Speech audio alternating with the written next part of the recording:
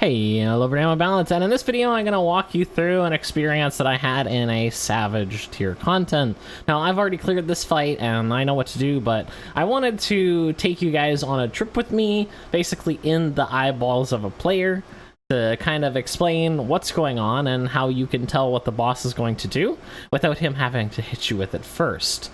Usually there is a lot of trial and error with when it comes to Savage tier content, but a lot of the stuff is telegraphed, and there is a way that you could theoretically sight read it if you absolutely needed to. So without further ado... Pro Reaper, right, man?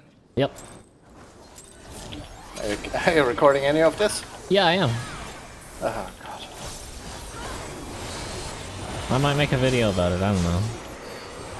Alright, now, I'm gonna pause right here in the opener. This is an opener because basically we're just, as soon as we start the boss, we're all gonna try to use our cooldowns all in a row, or all at the same time. That way, everybody's burst or highest damage phase is going to be boosted by everybody's buff. So, for example, Dragoon has a buff that increases your crit rate, Dancer has a buff that increases your direct hit rate, Reaper has a buff that increases your damage, and so do some of the healers and stuff. I don't know the specifics of it, but generally, with all of those buffs together, and then we all use our most damaging moves all at the same time, you generally have what you call a burst phase, and the first burst phase is right in the opener. Luckily, most bosses aren't really doing too much in the opener, so you're free to just kind of focus on damage. Ideally, you might want to mitigate a little bit, and you know, maybe use some mitigation or some healing skills if you have them. Like I could have used this Arcane Crest there, but I didn't because this is a much easier fight. However, in probably like the fourth fight, if I'm doing P4S, I will be expected to both faint and Arcane Crest in the opener, because if I don't, it's just too much damage and it stresses the healer out. So anyway, continue. This is our burst phase. We're doing our big boom opener, everyone's coming out all at the same time. But how pro you are? Yeah. Sounds good.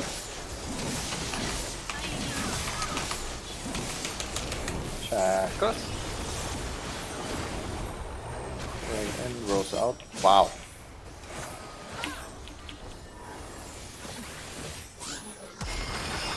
And you can see here that I've positioned to the far right of the arena, and there's a reason for that. It'll be very clear in just a second. Sometimes it just solves itself. I mean, it's good, but... Oh, hey, look at that. It's almost like we were anticipating this AoE. Yeah, so basically a bunch of AoEs come down. The people who are further away get bigger AoEs, and the people in the middle will get smaller AoEs. And obviously, if any of these intersect, it'll be too much damage for any player to take, and somebody will die. So by positioning ourselves in such a way to not overlap any of the AoEs and also keep everybody in uptime, or basically close enough to the boss where they can still attack it, then you have yourself a past mechanic just right there.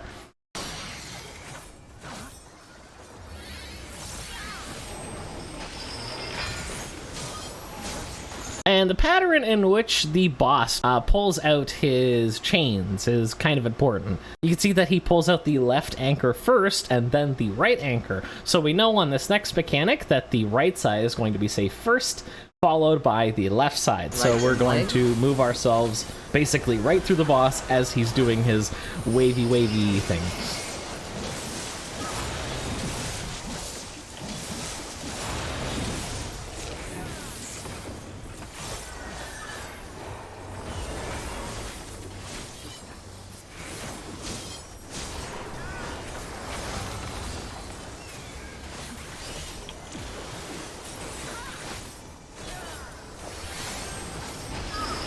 Anytime.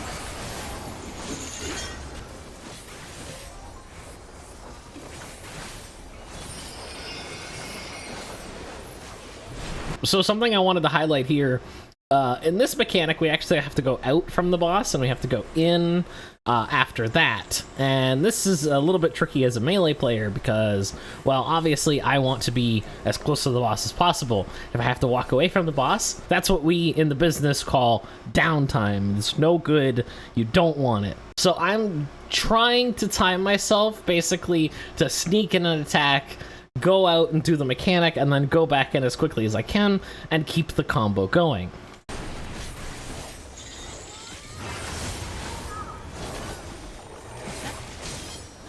I return. Oh, it's easy, I mean. You might also see me veering to the side of the boss occasionally. This is because as a physical melee class, I have positionals. Certain skills that I have do more damage depending on where around the boss I do them.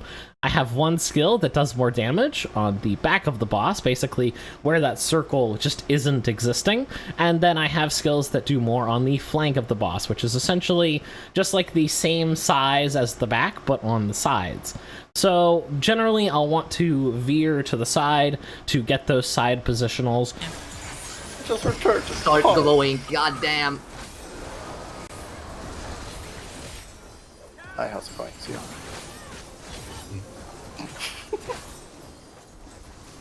Help, I'm big lag. Alright, so a bunch of ice cubes just spawned. It looks weird, but we only need to really worry about our position, which is on the 3-way marker. We are southeast on the marker. So you can see here that there is a fire, followed by a purple, and then a fire. And that means that this is going to have a fire AoE, and then it's going to be a insta-kill AoE, because purple is really bad, you don't want purple. And then it's going to be another fire. Now, this is a problem because, well, you can't have a fire and then another fire, because then you'll just get too hot. So what I want to do in this situation is I want to go in my position for the fire, and I need to go in my position, or everybody in the party will have a damage down, and it'll be a really bad time, and everyone will be mad. And then I need to go to the south where there is an ice. It'll cure my fire and give me an ice, and then I could go back to my spot for fire safely without risking a damage down. Another thing that I'm doing here is I'm waiting in the middle because this is a 2-minute buff timer, and I want to use my arcane circle. You can see the circle coming out here, and I want to make sure that everyone in the party gets afflicted by my buff. I could have done this a little bit more in the middle. I probably should have went right under the boss, but I wanted to play it a little safe. Luckily, I was able to buff the whole party.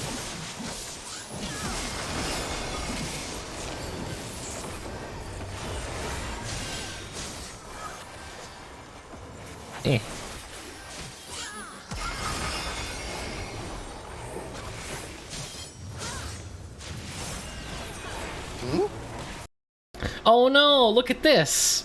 Well, if we have a look at our team here, we can see that Difer seems to have gotten lagged and has died. And as a result, because we didn't pass the tic-tac-toe mechanic, everyone on the party is going to have a damage down. This is really bad. How much damage it reduces is really dependent on the fight. I'd assume it's somewhere around like 25 to 30%, although some fights do have up to 90% or 50% damage reduction. But anyway, we get 30 seconds of damage down, which is absolutely no bueno. It's not good. This is not a good thing. This is going to impact our DPS tremendously. The lag. Got that for. You got this one? Not much I could have done there. Yeah, it's fine. Well, it was the positions that killed me with the lag. And you can see here, I hit 50 on my blue meter, or my Enshroud meter, and I decide to save my Enshroud until the damage down ends, because as a Reaper, Enshroud has your highest damage skills behind it, and you generally want to use them during burst phases, not during damage down phases. So luckily, I was able to hold on to my Enshroud long enough so that I could use it while the damage down wasn't happening.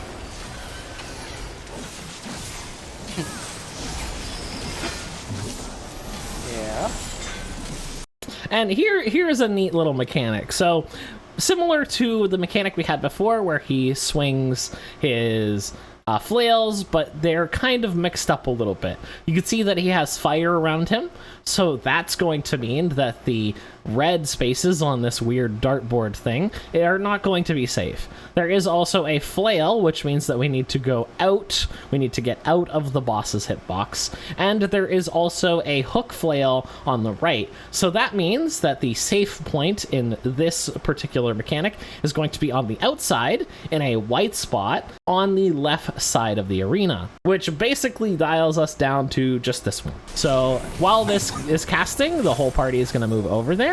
And we want to move close enough so that we stay within melee. Purge. During this mechanic, I have a back positional that I need to do.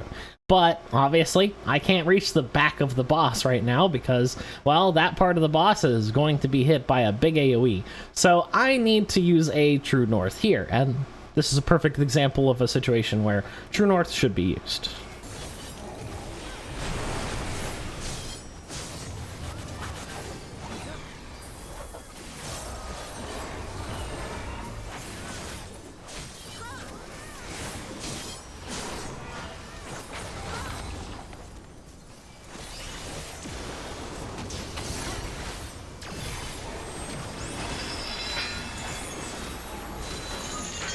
And we see a situation basically the opposite of the other one, where he has a disc, which means we need to go inside his hitbox, and he also has a hook on the left side. That means a red floor on the inside, right side of him is going to be safe. So basically this one right here. Red is safe. And look at all of those buffs happening. This is burst phase. I clicked divination, and it took 3 seconds to actually happen.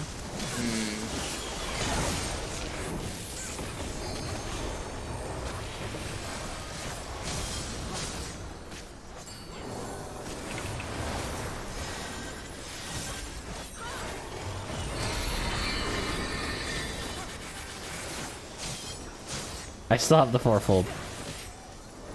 Good. Very happy.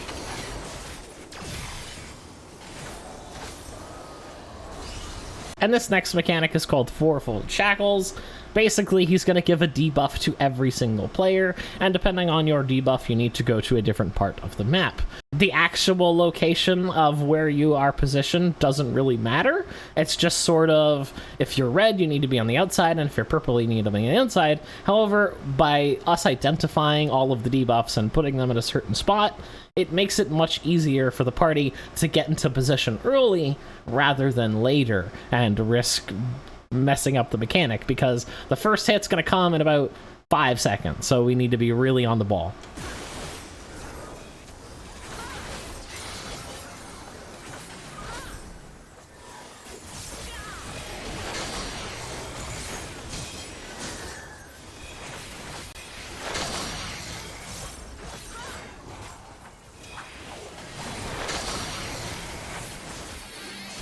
We're fine, calm down. You just ruined the epicness of my heal, but okay, fucking asshole. Let him, just let him, doesn't matter. You just fucking panic healed Yeah, but people. Fine. Just don't worry about what he does. It might have been a, oh hey, I have a bunch of extra stacks, I could use some mana. Here, get healed. Imagine complaining about the co-healer healing, really now. I really don't think so. Careful, flex.